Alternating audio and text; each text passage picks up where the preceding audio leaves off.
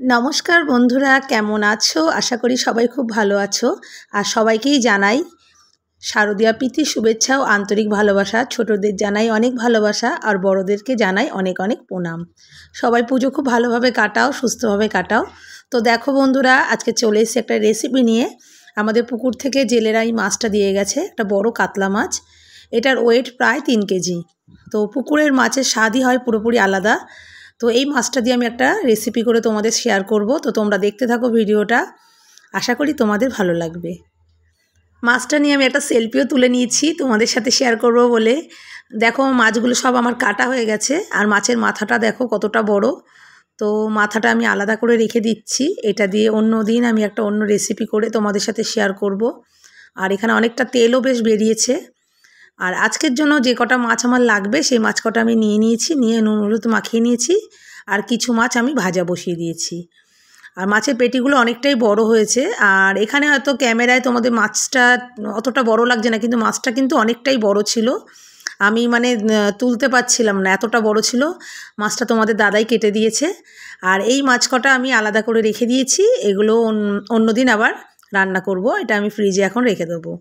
আর মাছের মাথাটা দিয়ে ইচ্ছে আছে একটু মুড়ি ঘন্ট বানাবো, যদি পারি তোমাদের সাথে শেয়ার করব। তাহলে ভিডিওটা স্কিপ করো না বন্ধুরা, প্রথম থেকে শেষ পর্যন্ত দেখো, আশা করি ভালো লাগবে। এই দেখো আমার মাছগুলো এবার এক এক করে আমি ভেজে নিচ্ছি। তো মাছগুলো ভেজে আমি আবার ফিরে আসছি।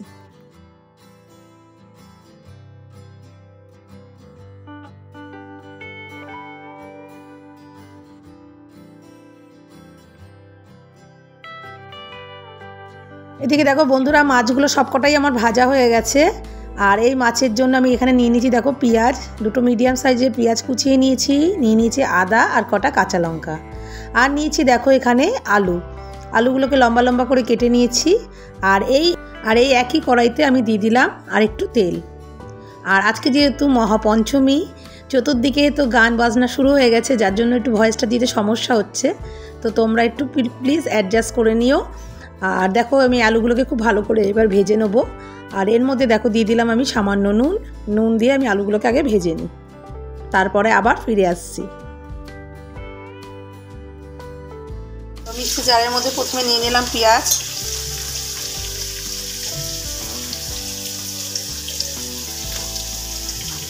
নিয়ে নিলাম আদার কুচিগুলো, আর নিয়ে নিলাম কাঁচা লঙ্কা। এবার আমি সবকটা আগে প্রথমে ব্লেন্ড করে নেবো। তারপর আলুগুলো আমার ভাজা হয়ে গেছে, পুরো লাল লাল করে আলুগুলো আমি ভেজে নিয়েছি। এবার আলুগুলোকে আমি তুলে নেবো। এদিকে দেখো আলুগুলোকে আমি তুলে নিয়েছি। এই একই তেলের মধ্যে দিয়ে দেবো আমি পেঁয়াজ কুচি।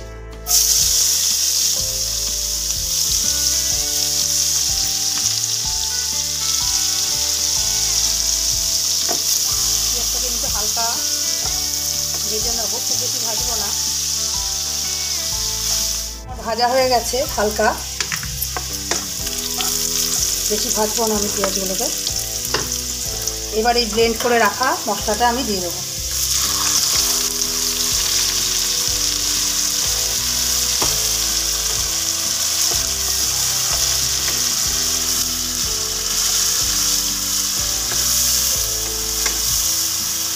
দিয়ে দিলাম নুন, আর এটা পুরোপুরি স্বাদ অনুযায়ী দিতে হবে। আর এই মশলার মধ্যে কিন্তু আমি রসুন দিইনি, যেহেতু এটা পুকুরের জ্যান্ত মাছ, এর স্বাদটাই থাকে পুরোপুরি অন্যরকম, যার জন্য এর মধ্যে আমি আর রসুনটা ইউজ করিনি। আর এরপর এর মধ্যে দিয়ে দিলাম দেখো হলুদ, এটা 1.5 চামচ মতো হলুদ দিয়েছি ছোটো চামচে। দিয়ে আমি মশলাটাকে খুব ভালোভাবে কষাবো। দিয়ে দিলাম 1 চামচ মতো জিরের গুঁড়ো।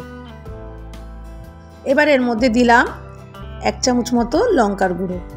এটাও পুরোপুরি অপশনাল, তোমরা দিতেও পারো আবার নাও দিতে পারো, তবে একটু ঝাল হলে খেতে সেটা আরও টেস্ট হবে। আর মশলাটাকে খুব ভালো করে কষাতে হবে যতক্ষণ না তেল বেরাচ্ছে। এবার এর মধ্যে দিয়ে দিলাম আমি কাশ্মীরি লঙ্কার গুঁড়ো, এতে ঝোলের রঙটা খুব সুন্দর হবে।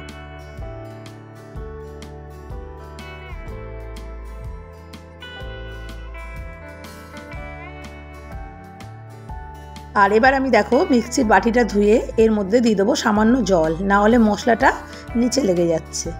এবার মশলাটাকে আমি অনেকক্ষণ কষাবো যতক্ষণ তেল না বেরাচ্ছে। এর মধ্যে দেখো মশলাটা দেখো কষে এসছে, একটু তেল বেরিয়ে গেছে। এর মধ্যে আমি দিয়ে দিলাম টমেটো কেচাপ। যেহেতু ঘরে আমার এই মুহূর্তে টমেটো নেই তাই আমি একটু সামান্য টমেটো কেচাপ দিয়ে দিলাম। দিয়ে এবার এটাও আমি কষিয়ে নেবো মশলার সাথে। সুন্দর একটা বেশ স্মেল বেরিয়ে গেছে মশলা কষার।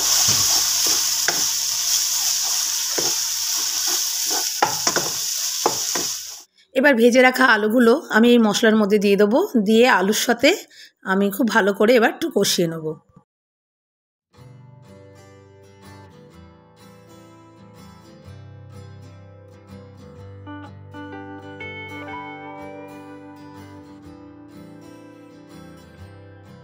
দেখো এবার আলুর সাথে মশলাটা খুব ভালোভাবে কষে গেছে, তোমরা দেখলেও হয়তো বুঝতে পারবে। এবার আমি এর মধ্যে দিয়ে দেবো জল। জলটা আমি এমন পরিমাণে দেব যাতে আলুটাও সেদ্ধ হয় আর মাছটাও যাতে ঝোলের মধ্যে একটু ফুটতে পারে।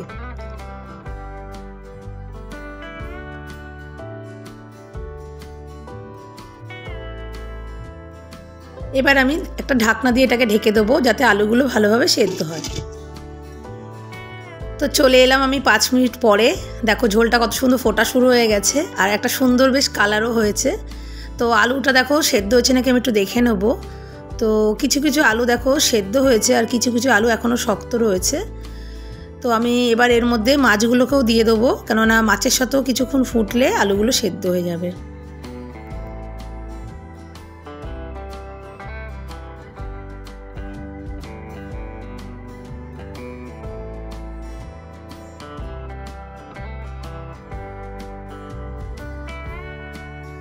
তো তোমাদের কেমন লাগলো বন্ধুরা আমার এই রেসিপিটি অবশ্যই কিন্তু কমেন্ট করে জানিও। যেসব বন্ধুরা নতুন আমার ভিডিওটা আজকে দেখছো, তোমাদের যদি ভালো লাগে অবশ্যই কিন্তু আমার চ্যানেলটাকে সাবস্ক্রাইব করে দিও। আর সাবস্ক্রাইব করার পরে পাশে যে বেল নোটিফিকেশানটা আছে ওটা কিন্তু অল করে দেওয়ার অনুরোধ রইল তোমাদের। তাহলে যখনই আমি কোনো নিত্য নতুন ভিডিও পোস্ট করব সবার আগে তোমাদের কাছে আমার ভিডিওর নোটিফিকেশান চলে যাবে। তোমরা যদি তখন চাও তো আমার ভিডিও দেখতে পাবে। আর যারা ফেসবুক কিংবা ফেসবুক পেজ থেকে আমার ভিডিওটা দেখছো অবশ্যই কিন্তু আমার পেজটাকে ফলো করে দিও। তোমরা পাশে থেকো, সাপোর্ট করো আর ভালোবাসা দিও, এটাই।